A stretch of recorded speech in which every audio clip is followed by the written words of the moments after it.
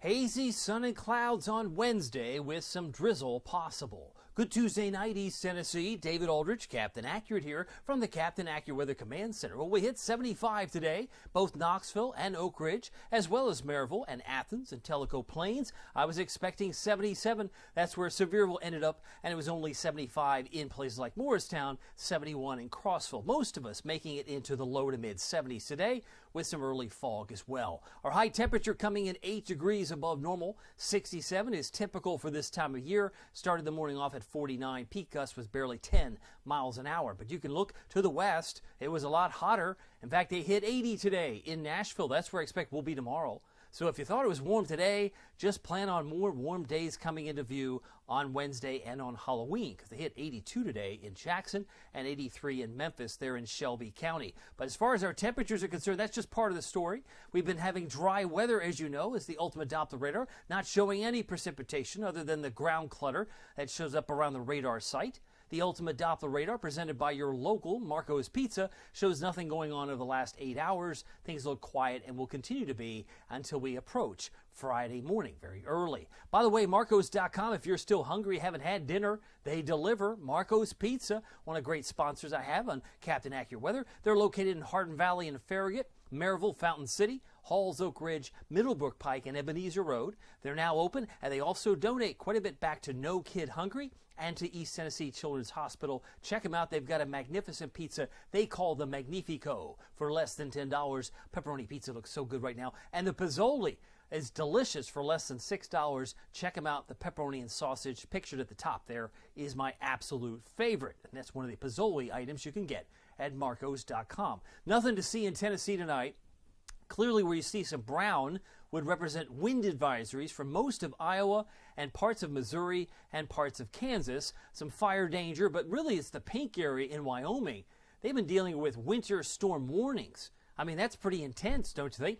I mean, you talk about winter storm warnings, it's only October. But that's what the Rockies are bracing for tonight, is they'll be getting quite a bit of snow in parts of Wyoming and even into the Rockies of Colorado. But as far as what you see in the big picture, nothing headed in this direction. I did mention last night, I wanted to mention again, my winter weather outlook came out on the premium side. The 2024-2025 winter outlook that I posted is a 15-minute video, actually over 15 minutes. Check it out if you want to join us. We'd love to have you. All you have to do is hit the subscribe button at the top of my Facebook post and Facebook page, and you can become a premium member. It's just as easy as that, and you can cancel at any time. By the way, you'll notice the Happy Halloween will be dry and spooky for trick-or-treaters. You see the flying witch on the broom? I see it. Hard to see. It's kind of dark in the back.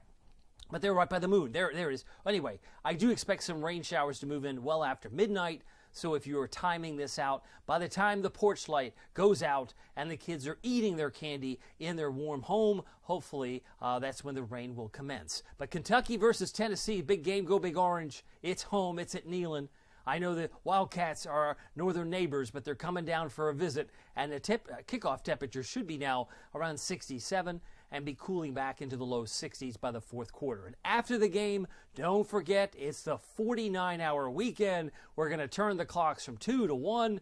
We're going to gain an extra hour's sleep, but then suddenly the sun will be going down 15 minutes before 6 o'clock. Oh, no, yes, you didn't say, yeah, but it's going to come down a lot sooner. So the sunset will be the trade-off, that you get an extra hour's sleep, but we'll pay for it, I guess, later. Drizzle possible tomorrow. I don't expect much. Might be centered around Chattanooga, but there could be some drops of rain, and that may be a function of the early morning fog in other cases. A few showers possible after the trick-or-treaters, and showers and rumbles on Friday. But if you are keeping track, we are in the third spot now.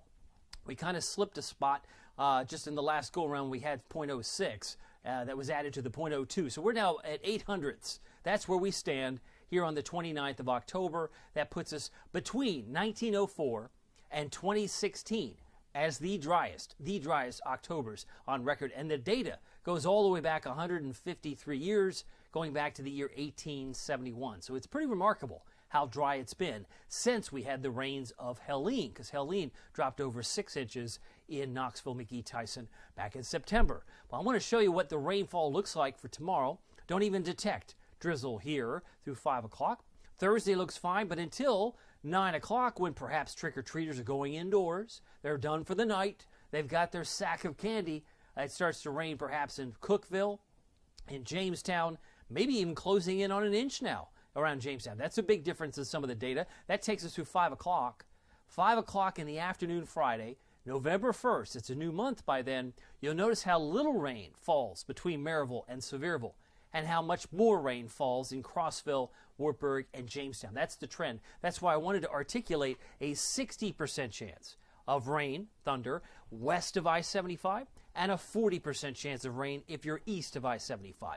And you can clearly see why that has some wisdom based on the guidance you see before you. So if La Follette gets 0.69, you might be lucky to get 1200ths in Morristown. This is just some guidance. It's not gospel, but it gives us a good sense of where things are going to be over time. The 7-day outlook, we're not, I repeat, not done with the tropics. No one understands this better than my premium members, as I've been beating that drum now for days and days and days, saying that the tropical weather probably would not cease until we get to the 15th of November, even though hurricane season runs till November 30th. I think it'll be coming to a close probably by about the 15th. So this is something we'll be watching.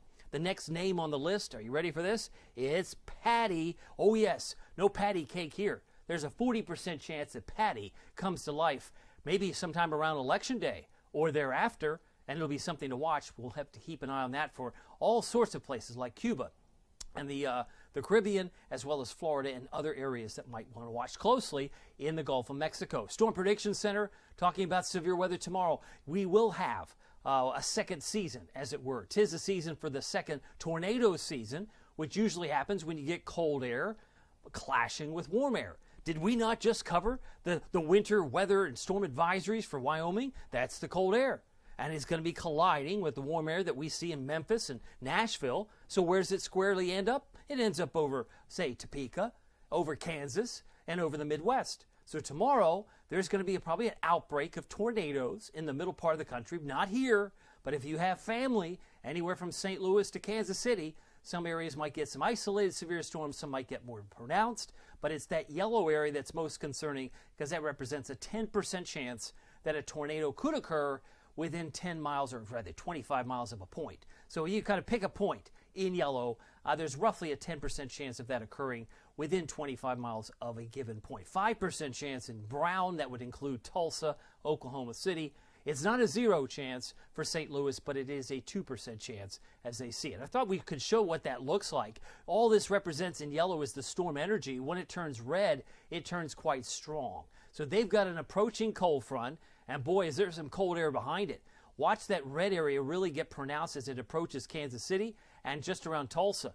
You can see that bright red area right on the border of Oklahoma and Kansas, and all that's firing up south of Tulsa, north of Tulsa, by 9:30 Eastern time tomorrow night. So there's going to be a lot of weather breaking out as we head into Wednesday, Midwest, by the way. Halloween day itself, there could be some isolated severe storms from Tyler to Memphis, all the way up into the Ohio Valley, but it does fall short of our doorstep. But Halloween night, they kind of put Wartburg and Jellicoe in that mix. I think it's going to be after midnight, if that even occurs in those regions. Futurecast shows the dry weather that persists. That dry weather continues tonight. Some drizzle. Where does that come from? Well, it shows up around midday. Thanks in part to the southerly winds around this high over North Carolina, it could converge some drizzle in your neighborhood or mine. Really, the forcing is back toward the front on Thursday afternoon. It's back toward, say, Louisville, west of Bowling Green, and over toward Memphis. And then eventually this slows down. It starts to stall, but it will bring in some showers for us on Friday morning. So it will be a slow commute, I'm sure, Friday, just because of the showers and maybe some rumbles that might linger. But I don't have rain on Saturday. What about the visibility? Oh, yes, you guessed it, more fog is likely to form. And this would suggest by 5:30 it's already over Tazewell, perhaps over Knox County or parts of it by 6:45. This is 7:30, 8:30, and it looks like it's squarely overhead. So be prepared for some fog first thing tomorrow morning. We've been dealing with it, it seems like, day after day. But for tonight, look for a low of 51, plenty of stars, and then the patches of fog redevelops overnight. We're down to 51 in Town and 51 Newport, 54 in Wartburg, and about 48 in Middlesboro. Tomorrow's high about 80. Hazy sun, some clouds, some drizzle possible. Winds pick up southwest 5 to 10 plus in the afternoon. But if you're looking for a warm day, you'll find one in Maryville at 80. Morristown 80, but 77 for La Follette and 77 for Jamestown, Wartburg, as well as Oneida in Scott County. Here's your Captain Accurate Weather Authority forecast for Knoxville in East Tennessee. I had to separate my word 7-day and forecast to make room for fallback, but that's what we're doing. Of course, we'll do the falling back after the Vols beat up on the Wildcats, I suspect. 30% chance of rain very late Thursday night, that's Halloween night, to a 60% chance of showers and storms on Friday. Best chance of that will be on the west side of I-75. But look at that, upper 70s on Monday and Tuesday. This warm spell, it can't last forever, or can it? I've got all the updates on my app, and which now has, by the way, a 10-day. Oh, yes, we have the extended 10-day forecast on the Captain Accurate Weather app with Pete Michaels traffic. Be sure to download it. It also includes power outages, air quality alerts, the drought monitor. We've added all sorts of goodies on the free Captain Accurate Weather app. All you have to do is update the current app that's on your phone or download it if you haven't done it before. The Captain Accurate Weather app can be found just searching the two words Captain Accurate on the App Store and Google Play. Well, my name is David Aldrich. Some people call me Captain Accurate. It's not easy being accurate, so weather doesn't surprise you. We'll see you here next time. Take care.